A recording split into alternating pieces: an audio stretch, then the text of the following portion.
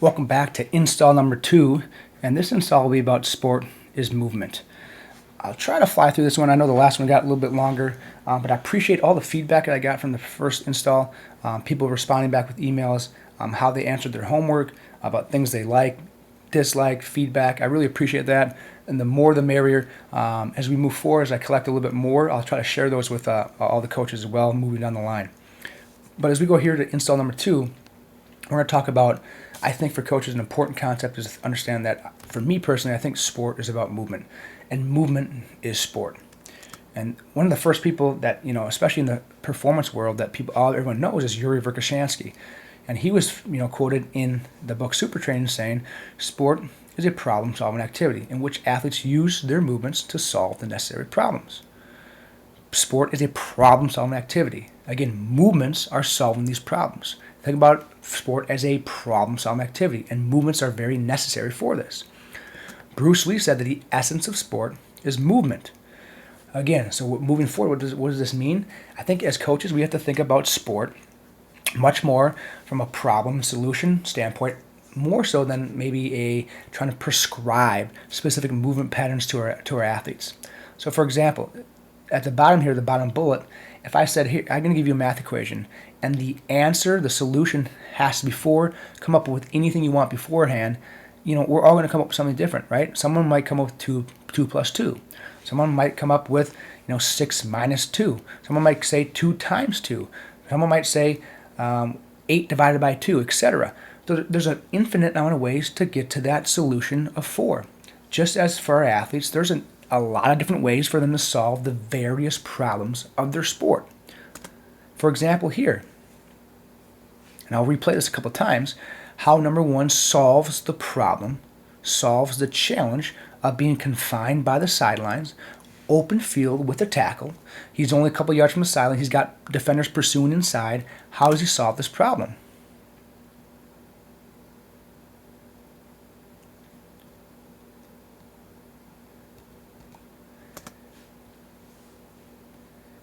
What I would argue is this, is that we should put our athletes in more situations, more activities where they're encountering these type of problems. And then what we do as coaches, our job is to facilitate or to guide or to nudge them to find more authentic and organic, creative, adaptable ways to solve these problems. How number 1 here solves this problem does not mean it's how maybe 81 up top, if he was in the same situation, he might not solve the same way. Maybe he puts his right shoulder through the defender's right shoulder and tries to run through the outside shoulder to stay in balance and maybe get a first down. Maybe another athlete spins. Maybe another athlete might hurdle. So I think what we have to do, instead of telling all of our athletes that this is how we need to move in all the situations and all the settings, this is where I'm providing you as the coach, I'm providing you the solutions. You guys now need to master the solution and use it. That doesn't hold up in the realities of sport. And what this means is this. I think as we move forward here, we'll talk a lot about information. Information guides movement. The information in this picture, the space, the down and distance, the leverage of the defender, where number 1 is compared to the sidelines, compared to the field, how number 81 is blocking and the leverage he has on that defender, where the other defenders are pursuing from. All that information is what is guiding this solution. And as he slowly moves through that process, as he jab steps left, and now the information changes. The defender immediately in front of him lunges outwardly, lunges to his right, and now that changes the information that he interacts with or attunes to, and that will change his movement behavior and movement outcome. So information is constantly and continuously guiding our movement. So as coaches, whether it be from a strength conditioning standpoint or whether it be from a football coaching standpoint, if you want to influence technical or mechanical changes in our athletes, it needs to be coupled to specifying information. If we want our athletes to do this, well, we have to allow them to interact and engage with those problems or that information. We can't just do something like that on air or put up cones and be like, hey, now do a 3-step juke, in, out, in, juke, and now all of a sudden think that, well, our athlete's now going to use that juke when they get in that situation. It doesn't work like that. If we want to change, we have to include the information. And this is where this kind of picture comes in point. if you ask strength conditioning coach, what's really important about this position? What do you take away from this photo? They'd say like, well, this is why we squat, right? This is why you have lower body strength. Look at those knee flexion angles and hip flexion angles. This is why you need to do squats or single leg squats or whatever it may be. Well, that's why you need lower body strength. If you ask maybe a positional coach or a sport coach, they might say, well, this is why we work on deceleration mechanics or cone breakdown. So we work on that positioning and posture. And what they're missing is the information from the sport. Just the implementation or just the addition of that soccer ball changes how we actually perceive that whole picture. Where are the athlete's eyes? On the soccer ball, the speed, the angle, the direction, what we can't see in this picture off camera, where other defenders are or players are or teammates are, where they're out in the field, is actually what's guiding these athletes' behaviors and what's guiding their movements. So the shape that they're in, what leg is forward, that the amount of knee flexion, the amount of hip flexion is all dictated on the addition of the soccer ball. So when we take away that soccer ball and we try to mimic and mirror those positions, we're not doing our athletes any justice or service. Those things will not transfer over because we need that information. Same thing like this, LeSean McCoy, one of the most agile and the most best, jukiest, I guess that's not even a word, but slippery running backs that we've seen in the last, decade. What happened was this: running back coaches, running back trainers, footwork trainers would try to copy these positions. Well, let's work on this left foot driving outside of our center of mass or outside of our base of support so we can create this great directional line. And a biomechanist will say, look at those beautiful shin angles. Well, the reality is this: the information and what McCoy perceived in that moment is what actually guided this. Again, if we work on this around cones or in a ladder or around bags, we're not doing justification for the actual complexity of this. But an environment like this is a lot easier to create than I think coaches think. You can wipe away everything to the left of that screen and just have a linebacker or an opponent where the yellow circle is at right now. Just have him and McCoy have a ball, and that could be an activity. Now that person around the circle just attacks McCoy in a one-on-one type setting situation, and now all of a sudden in a small group, in a performance environment, in an individual period, we can actually now start to have our athletes interact with some of the key snippets or pieces of the game, of the sport that they might interact with. Now we can do it in small groups because that information is what's going to guide our athletes' behavior. So, homework number 1. What are some of the key problems that you, as a player, or if you're a coach, your athletes face on the field? What are some of the key problems? What are some of the key informational variables in football, both globally? We can talk about globally. Opponents, number of opponents, space, down and distance, position of field, etc., or more specifically in your position groups. What information variables is a quarterback interacting with compared to an offensive lineman or to a linebacker? So what are some of the key problems? And if you write down these problems, are there ways that you as a coach can include? Are there ways as a coach that you can provide your athletes experience to these problems more often than just team environments? And I think there is. I talked about the last video here. I think there's ways to get some of the essence of this environment, of this feeling, of this interaction that McCoy has with this unblocked safety or apex player here. I think there's ways to do that in your practice, in your training, that doesn't need to include 11v11. And so what this whole picture kind of provides or includes is something that what I kind of follow is called ecological dynamics. And ecological dynamics is made up of dynamical systems theory and ecological psychology.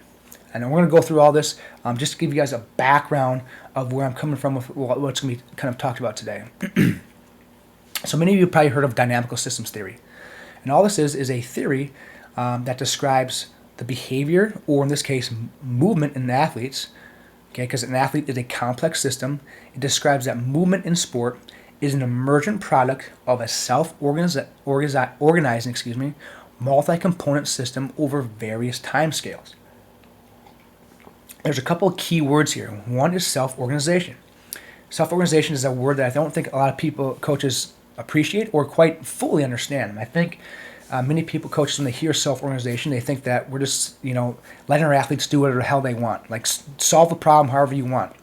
And while there's a little bit of truth to that, we have to understand that the coach's role, how they facilitate, guide, and nudge athletes to be aware of information and how they solve those problems is very important in that self-organization process as well. It's also important to know this, that self-organization is always occurring. It is always continuously happening. And self-organization is much more than just how we as athletes or your players are moving. It's literally in every complex system there is in the world, from traffic patterns to weather patterns to the stock market to how animals migrate and how they move or behave. Self-organization is continually happening. One of my favorite examples is this. Here's birds, starlings data. These are starlings kind of moving and migrating in you can see a very uniform, self-organized pattern. There's no bird coach or a starling coach telling them, well, you got to move in this direction, you have your wings at this angle. No, these birds, these starlings are actually moving and self-organizing based around the various informational constraints that are present around them. Okay, so understand that self-organization is an important concept. We should be more aware of it and more accepting that, hey, self-organization is going to happen, that behavior is an emergent product of interacting components through time, and that these interactions are dependent on the context, right? So we have to accept it rather than try to fight it. Secondly, behavior is multi-causality. We know this. We know that's not as simple as behavior or this movement pattern is a result of because they lack hip internal rotation. It's something as simplified as that. We know that injury isn't like this, right? If an athlete pulls a hamstring, we're not just going to be like, well, it's because they didn't do enough Nordics during their off season, or it's because we didn't do enough max velocity sprinting in an off season. We know that it's a lot of different things coming to it, whether it be the player load for the last week or 2 weeks was too high. It could be that they lacked sleep last night. It could be that their nutrition over the last 7 days was poor. It could be that they broke up with their girlfriend 5 days prior. All those things, all those factors converge to this movement outcome or that behavior, or in this case, an injury. We're in a world now where everyone wants to simplify everything. And I think by doing that, we are actually watering down the beautifulness, the beauty of complexity in sports. We can't simplify human behavior and human movement into simple terms. It is complex. It is context dependent. When we try to do that and try to reduce the multi-component nature of behavior and sport into the simplified, lower functioning, systems, I think we're doing ourselves a disservice. And lastly, is time scales. And we all know this, that all of our athletes learn at different rates and time frames. Yet, how many of us have very consistent progressions? I know I'm guilty of this. How many of us always say, we're going to start with block 0, we're going to start with zone 1, or we're going to start with Indy practice number 1 is always going to be our stance and start for 20 minutes. No matter our athletes. We all have these very defined progressions of our practice, of our training, yet we know that athletes don't follow these defined progressions. So why are we using those things? And more so, and this is kind of a rant that I get fired up about, is all these progressions, in my opinion, what I see, they all work towards the lowest common denominator. And what I mean by that is it typically works towards your worst athletes. Let's be real. Why do we spend 20 minutes on stance and start the first day of practice? Well, it's because athletes, X, Y, Z, the guys that will never see the field this year, don't know how to do it. Yet athletes A, B, and C, who will actually produce and actually play and actually affect the scoreboard, know how to do that. So why are we spending time on it? Because X, Y, and Z can't do it? Shouldn't we be trying to, as best as possible, individualize the challenge point, individualize the complexity, individualize the activities to meet our athletes where they're at? And I know that's not always possible in team and settings. Or B, I prefer go to your highest common denominator. And what I mean by that is your best athletes. Our activities should be scaled to them. Just because X, Y, and Z, that activity is going to be too complex for them, are they going to struggle and make a lot of mistakes and get discouraged? I think so. Absolutely they will. But I'd rather have me as a coach challenge my top athletes and have them be the ones, me design activities for them and bring everyone upward, than me design activities for my lowest athletes, my worst athletes, the athletes that aren't going to play because I don't want to have them feel left behind.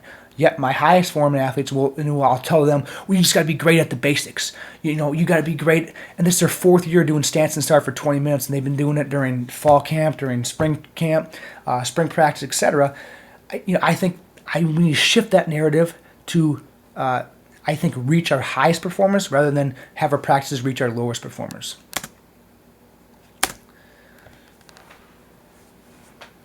I'll let this video play out before I can skip it.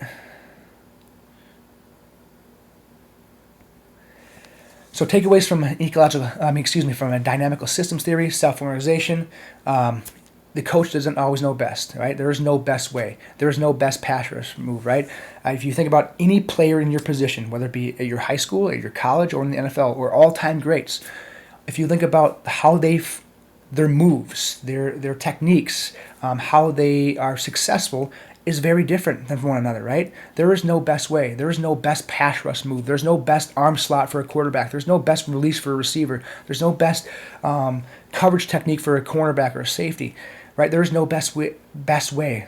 The coach doesn't always know best. We have to try to fit things to our individual athletes. Again, movement behavior is complex, and athletes learn at different rates. I think it's things that we all as coach intuitively know, but I think just are good reminders. And the next thing is ecological psychology, and this was based off of J.J. Gibson back in the 60s and 70s, but this is an information-based theory, okay, and basically how the organism and the environment interact, and that is what shapes and guides a movement. From ecological psychology are things that I think we've all heard of: perception-action coupling, information-action coupling, or about how information in the environment is guiding and shaping emergent movement behavior. And words like affordances came out of this, which is just opportunities or invitations for action. Within sport, there are affordances. There are opportunities for athletes to exploit space or to have some sort of motor response or some sort of action. There are invitations. If a gap opens up, it's an invitation for an athlete to exploit that space. So that's all affordances is. It's part of the ecological psychology realm. So those two things, ecological psychology, dynamical systems, lead to what's called ecological dynamics. And this is kind of a framework that I use personally for analyzing and viewing sports. And what it does is this: it views teams and those individual athletes within those teams as complex adaptive systems, right? So that's what ecological dynamics is. It's not a singular coaching method. It's just a framework. And from this framework are a couple of important terms that we'll go over: constraints, representative task design, nonlinear pedagogy, intention, attention, attunement, calibration. These are all things that stem from ecological dynamics. That if you're up to date with a lot of the kind of the newer coaching strategies, these are words you probably are familiar with. So the first one is a constraint, okay, or a constraints-led approach. This is from Carl Newell back in the early 80s. And what he basically said was this: there's three main constraints: the organism, the task, and the environment. How those different constraints interact, they interact to lead forward to how that organism or that individual will perceive the information from the environment, and that will lead to an action or a movement, which leads to, obviously out here to the far right, a movement goal or movement outcome. So we start back to the left here. There are three main constraints: organism, task, and environment. If we start with the organism, that's just the athlete themselves. So there's various constraints on the athlete. Their anthropometrics, maybe their physical capacities, their speed, their power, their strength, their flexibility, mobility, etc. All those things probably operate on longer timescales, right? I'm not going to go from 5'6" to 6'2" in a single game. I go from 5'6" to 6'2" over the course of 6 years, right? So it's a much slower timescale. Same with my strength. I don't go from a 200-pound squat to a 400-pound squat in a game or a week. That happens over the course of years. But there's also things that happen on shorter timescales with the organism. Things like fatigue, things like pressure, things like stress, things like injury, things like what happened previously in the game. Those are their mental state. Those are all more acute constraints that go on with the organism. Then we go up to the top. We have task constraints. And these are things that I'll go on the next page. I won't talk about it a lot right now, that the coach can more so manipulate. And the bottom left are environmental constraints. There's a few things in here we can manipulate and some other ones that we really can't. Things like the environment. What is the environment that the athlete is performing under? The playing surface, the time of day, the weather, the lighting, the wind, the rain, etc. What are some of the environmental constraints? And if you think about environmental constraints, coaches, whether they know it or not, have been manipulating these for years and years and years. If you're going to go play into an away game at a pretty stressful environment, a loud environment, what have coaches done for years? They pump in crowd noise. They pump in music. They make that auditory constraint difficult for our athletes to work under. If you play on a turf field, yet your opponent is a grass field, what do coaches do? They're typically going to try to find a grass field to practice on. Again, trying to get our athletes to exposed to those various constraints ahead of time. If you play a night game, what do coaches do? They practice at night. Right? If you expect the weather to be bad, this was a great one. Actually, the Ravens used this previous year, and something I've started to do a little more with my athletes is they saw the game on Sunday was going to be a rainy day. So what did they do on Wednesday practice and Thursday practice? They doused the practice balls in water. And so they practiced with balls being wet, even though they were practicing indoors or there wasn't a weather problem going on at that time. So there's various ways, and those constraints will then lead to and change how an athlete's perception in the environment, perception of that information, which will then obviously lead to how their movement emerges and their movement behaves to our movement outcome. If we go back to the task here, there's various task constraints that I think coaches can manipulate. These are probably the easiest to manipulate. And what I think about it, like a DJ, you can raise, up or down, increase or decrease these things like a musical lever, like a volume knob, on these various constraints: space, time, players, rules, and equipment. You can manipulate the space, more space, less space. Manipulate the time, the players, the rules, equipment, right? And all these things should be done with a specific purpose. Right? If I want more space, what I'm trying to do is this: facilitate a more functional behavior that is allowing for more creativity, because more space equals more time, probably more creativity to exploit that space. I'm probably looking for things like more speed, because more space equals I'm going to be able to hit more speed. Might be a little bit more intensity or higher collisions. It might be a little more stress. If you're a defender and you have more space around you, you're in a very stressful environment to try to make a tackle. If I close down space, I change those things. Now I'm thinking about athlete really have to make really quick decisions. So their decision-making process has got to be is quicker, shorter. We're talking about, can an athlete now exploit smaller amount of spaces in less time? So now they're going to be hitting less speed. So if you want like a practice that's not quite as high intense, we don't want our athletes hitting high speeds, we can just reduce the space and reduce the times. Players. I talked about that running back drill earlier from McCoy. You could go like an indie drill, like a 1v1 kind of showdown type thing, like the activity I described. And that's a really good, obviously a really good activity to use. But a trend that I've seen in consulting with coaches is that typically when we're talking about agility or performance environments, we really stick to 1v1. But if you think about sport as a whole, the amount of time spent on purely 1v1 situations is a lot less than we think. So can we add more players? More players equals more complexity, more stress, more instability within the system. Now as a player, I have to know where my teammate's at, and I have to have some sort of shared affordances, right? I have to know where they're at in their playing field and what is afforded to them, whether it be to make a block, whether it be to create space or manipulate space or exploit space. I have to know where different defenders are. Again, I think back to me as playing with the ball, playing football, as a receiver or a punt returner, like I was always looking to the second or third level. For me personally as a player, I always thought I can beat the first guy, but I have to know what's at the next level. I have to know what's at the next layer. I have to know where the next person's at, because A, that's going to allow me to make a big play. B, allow me to avoid any sort of big collisions or be surprised. And C, allow for me to be basically kind of in that instant plan ahead of my next movement behavior, plan ahead where that information is coming from. So I was aware of those things. So we can, again, dial down these various constraints. So homework number 2, what are some key constraints that you as a coach can manipulate to increase or decrease complexity or challenge? or to emphasize the athlete's interaction with certain information. And that's one of the other things I forgot to mention there with the constraints.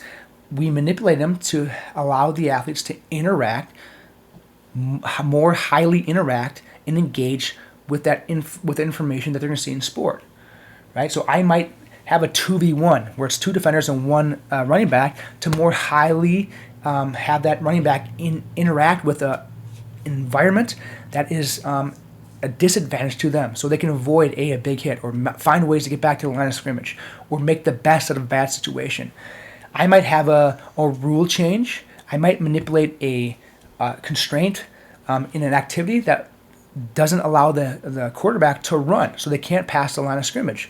So why do I do that? Maybe it's to increase the amount of opportunity interaction that the quarterback has with their eyes downfield. So now they're not looking for opportunities to run. Say if my quarterback's one of the guys that just first pressure they see, they just bolt out of there and they're missing key opportunities in the pass game. I might make a rule during a small group game. I might make rules during Skelly or team that, hey, you cannot run. So now they're scrambling with their eyes up. So this constraint of not running allowed for a functional behavior change that allowed them to interact and engage with information that I want them to interact with. I'm not just doing it in a nilly-willy fashion. It's for a specific reason. So what are some constraints you can manipulate? Well, this comes down to attunement and calibration. So attunement is just being sensitive to specified information. And the higher level athletes have greater attunement, higher attunement than lower level athletes, right?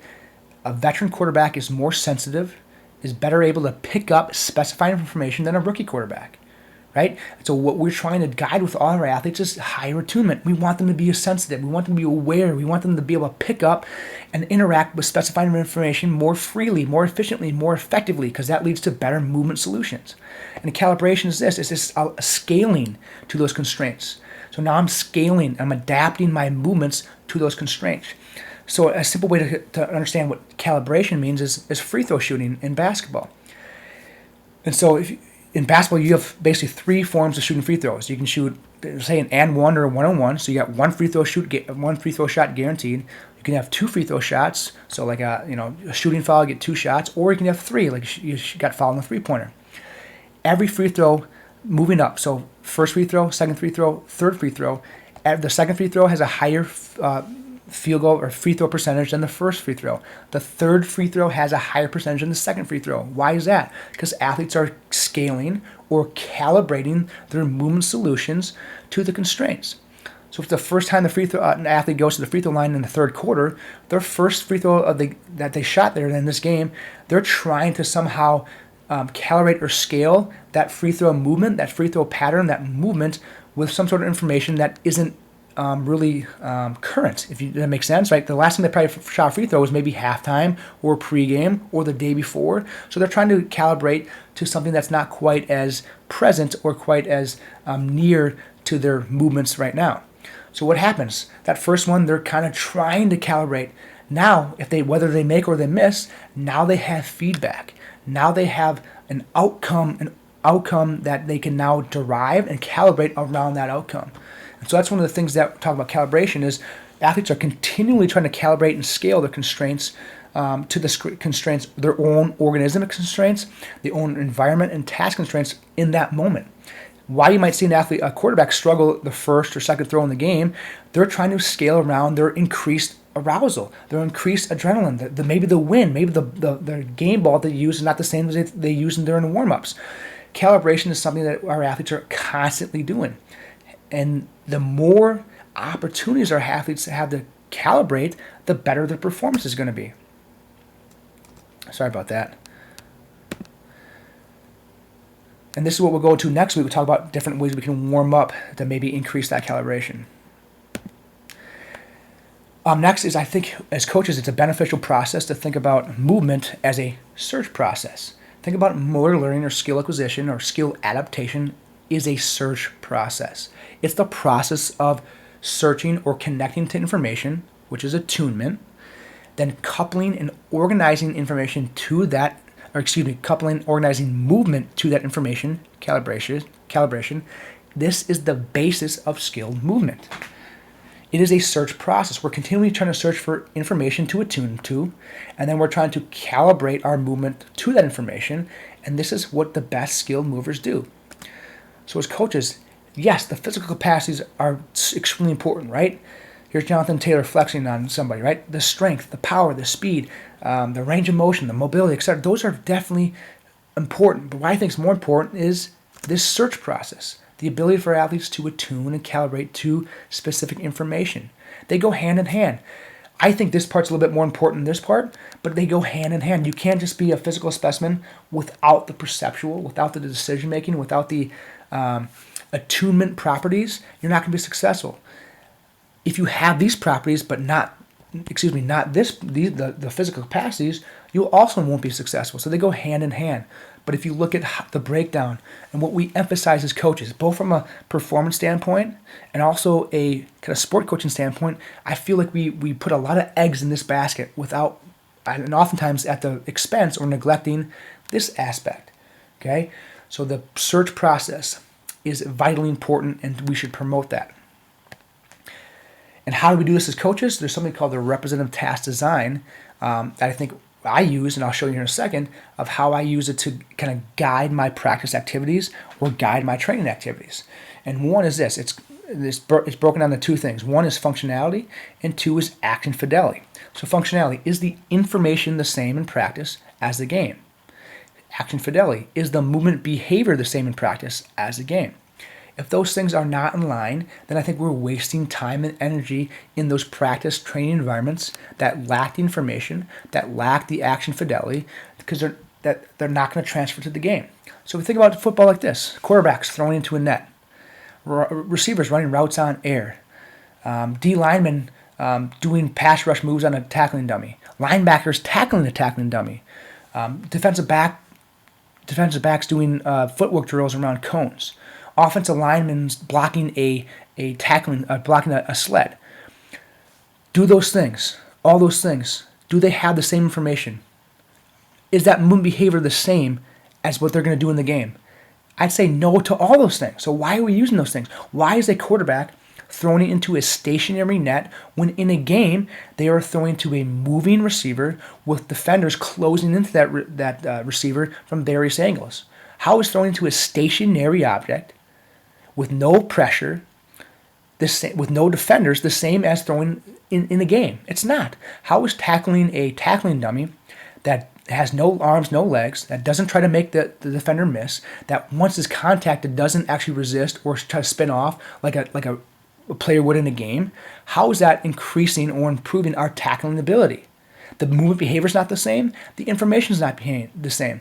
If we're talking about the technique, we're trying to develop technique. Well, the technique is, again, I talked about earlier, is paired, it's coupled, it goes hand in hand with that information. So if that information is not the same, then the technique is not the same. So throwing into a stationary net, the technique required of that is not the same technique, not the same movement behavior that is required to throw into a moving receiver into a tight window. So why are we doing that? Ask those questions to yourself. So like this, is a pro agility leading to this? Is getting better, improving our technique in a pro agility, somehow improving our technique and ability to do these things in sport? I played college football, and I did a lot of these things. I did a lot of pro agilities, L drills, star drills, Illinois T drills, etc. Did it really help me be better at that or this? Ask yourself that. And so when I go into practice, or go into training, I give myself a representative scale. Okay? So more representativeness. We talked about action fidelity and functionality. More increased representativeness means that there's going to be more variability. There's going to be more instability, these are good things. These are absolutely good things. It leads to more adaptable, more flexible, more organic, authentic movement solutions. It means more challenges, more mistakes, more learning. Again, all good things, But it may also increase more frustration because there is more challenge, because there is more mistakes. Some athletes who maybe mentally, emotionally can't handle that may struggle. It may lead to less confidence. Maybe it may be more risk, right? playing 11-11 is a lot more risky than throwing routes on air, right? So there is some downsides. There is times that we want to actually decrease representativeness and lower this scale because of the risk involved or because of the other things involved. And we'll go into this in future installs. Moving forward here, as we go into what I'll show you guys at representative task design, is also starting with intention. I think everything should start with some sort of intention. What is the intention of an activity? What is the intention of this practice drill? What is the intention of this practice period or session? What is the intention with things like learning, performance, the physical intention, the tactical intention, the mental, emotional intention, the social intention, and the loads? What is the intention of the loads that we want our athletes to interact with? Intention directs attention, okay? And attention directs the search process. We talked about skill adaptation, skill acquisition, skill movement is a search process. So if we work backwards, right, it starts with attention, because attention is going to direct attention. Attention is going to direct our search process, and that's going to lead to a skill adaptation or skill acquisition movement. So when I go into sessions, these are things that I look into, right? So what are the global session intentions from a learning standpoint, from a performance standpoint, and all the way down that list? And I have different activities. These are cut off at 3, but what is the intention of my warm-up? Activity 1, activity 2, activity 3.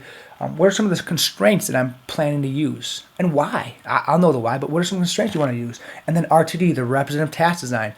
I might give myself a number, right? Is this a 6 out of 10? Is this a 4 out of 10? Is this a 10 out of 10?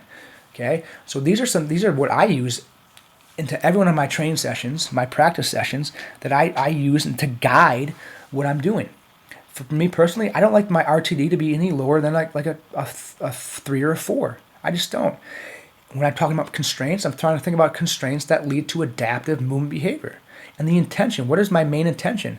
We have to give our athletes the intention to every single thing that we do, because that will drive the why behind what they're doing it. And then after all my sessions, I ask my athletes to give me reflection. You know, from an RP standpoint, we talked about last week, what are different ways that you can track athletes if you have a low budget, but also from a mental, emotional, technical, tactical, creative, adaptable standpoint. Did the session get you out of your comfort zone? Did it challenge your adaptability? Did it allow you autonomy? And again, you know, some coaches, have combated, representativeness to me, or ecological dynamics to me as being overly complicated. Well, I explain my athletes representativeness in 5 seconds. Do what we did today, do the drills, do the activities that we used, did they simulate key aspects of the day, of the game? It's not very hard to understand. My athletes, my high school, college athletes know that, and they can rate that.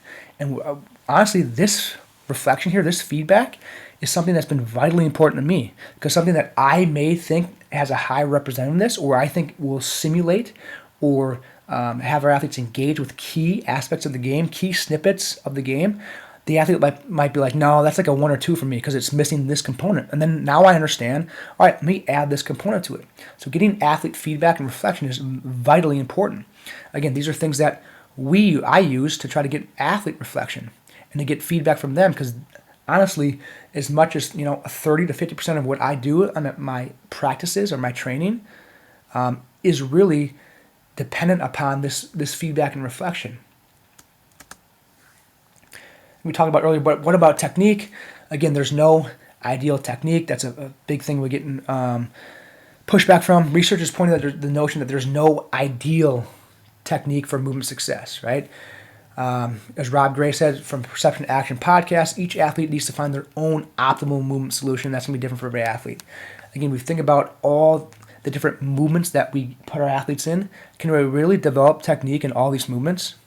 How can we really break down all the possible positions and movements that our athletes might do and somehow develop technique in those? Right? It's not possible. And the thing is this, sports are not pretty. As a receiver, when I was going out running a route on a defensive back, my goal was to make them look bad. My goal was to get that person out of position. My goal was to get them to spin around and look silly and to put them in a biomechanically bad position. So sport, that's the basis of all sports.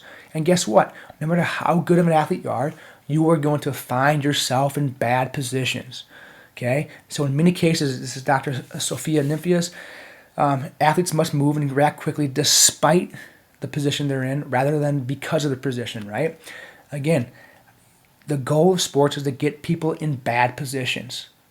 So we're not always going to be in biomechanically perfect positions, no matter how much we practice them. So giving our athletes a little bit of dose to those poor positions through representative environments, because they'll naturally occur, is actually a good thing. Again, practice goals. So what are practice goals? What are training goals? What should be your performance goals? We want to transfer and retain our skills under anxiety, chaos, and pressure. We want to preserve the specified information, right? Can we add a perceptual, a cognitive aspect in everything? Can we add information variables? Can we add down and distance? Can we add space? Can we add time? Can we add the rules, ball? What can we add that actually increases that specified information? Again, skill is developed through the interaction with the sporting environment. Skill is a search process, a search through the contextual sporting environment. The more time spent in those things, the better skill we become. Coming up in the last few slides here, so what can coaches be considered? This is a research study that coaches might be considered architects of a sport environments, rather than maybe dictators or whatever higher level that most coaches see themselves as. We should facilitate, not dictate. Suggest, not tell. Coaching is a partnership, not a dictatorship. Manipulation of constraints and letting our athletes interact with those constraints and let our environment and our activities do a lot of the coaching is much more beneficial than verbal, continuous, constant verbal feedback. And this has been demonstrated by the literature time and time again. Ask leading questions. Get feedback from your athletes. As a coach, one of the main goals should be to guide intention. Guide the intention of the activity, because that will guide their attention. So, make suggestions about where their eyes should be, what they should look for, what should you feel, those type of things. So for me as a coach, I view myself much more as an architect. I do a lot more planning going into a session now. Not like planning logistically about where my athletes should be, but planning the actual environment and what are some of the behaviors I want to emerge. What do I want my athletes to take away from this activity or in this environment? Not from just a purely physical, but from a creativity, an adaptability, an organic, authentic standpoint, much more than I'm just trying to logistically set up all my athletes, have my cone set up before time.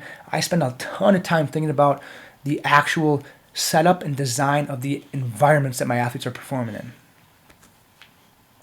What this is not, because I've seen this a lot, this is not the OODA loop. And the OODA loop has been pretty popular now. It's not the OODA loop.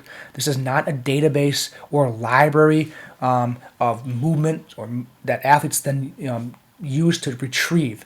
It's not a stage-like process where athletes are getting better or gaining expertise by the gradual increase in their movement solution database or library. And that's what the OODA loop says. Observe, orient, right? You observe, then you orient yourself.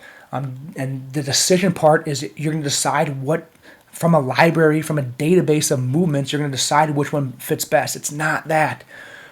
Study movement. This is what this is not. It's not the study of movement, but not what caused movement, as those earlier pictures showed. We're not going to look at an athlete hitting a biomechanical position and say we're going to practice that position, but ignoring what caused that position. It's not study of metrics, okay? It's not the study of metrics, but not the environment that these metrics arose from. Again, that's something that's getting big in football. We get things like our catapult GPS systems, where we're studying GPS numbers and we're evaluating athletes on the speeds they hit and the total volume they hit and the distance they hit, but not actually understanding or observing the environment that those metrics arose from. Because 1 week an athlete might hit 22 miles per hour, and the next week they hit 19. And we say, well, they're fatigued, they're tired. Last week they hit 22 miles per hour. This week they hit 19. But if we don't look at the environment and say, well, last week they also broke away for an 80-yard touchdown, and this week they had no opportunities for that. So they had no opportunities to hit that max velocity. So again, studying the environment. And as performance coaches, because we have a lot of them in this group right now, it's not the study of the weight room, but ignoring the sports.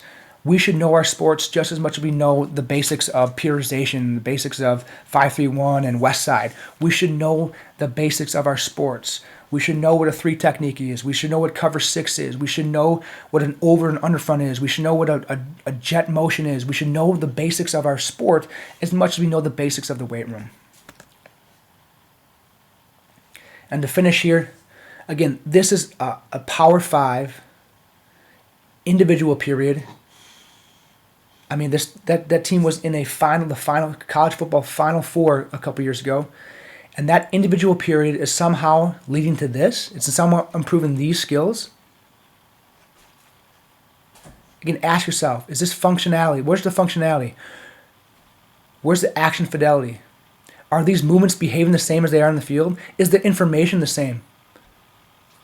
Does that actually look, act, feel the same as sport? Yet, it is a continuation of those type of activities what dominates football practice these days in every position. So what are you preparing for, right? What are we preparing for? These are both wrestling, okay, but only one's real wrestling. If you look on the left, that's your WWE, fake wrestling. But that's what practice is like. It's fake football in many cases. How is that fake football, like those drills we just talked about, going over bags and around bags, are those actually preparing you for the realities of the sport? Is it? Or is it just a waste of time, a waste of energy? Or should we be doing things better and differently? Just because of Power 5, a team that made the college football playoff a couple years ago, just because they're doing those things, should you be doing those things? Are they actually doing what's best for the athletes? Ask yourself those things. What are you preparing for? Fake football or real football? And lastly, homework number 3, look at your current training and practice plans. Are there areas that you can improve? What could you do better? Could you make more or less representative? Could you add pressure or stress? Could you facilitate more and dictate less? Could you manipulate feedback? Challenge yourself. I'm constantly challenging my progressions, my regressions, my exercise library, my activities that I use, the feedback that I get, all those things. Challenge yourself. So that concludes install number 2 here. Look forward to hearing back from you guys.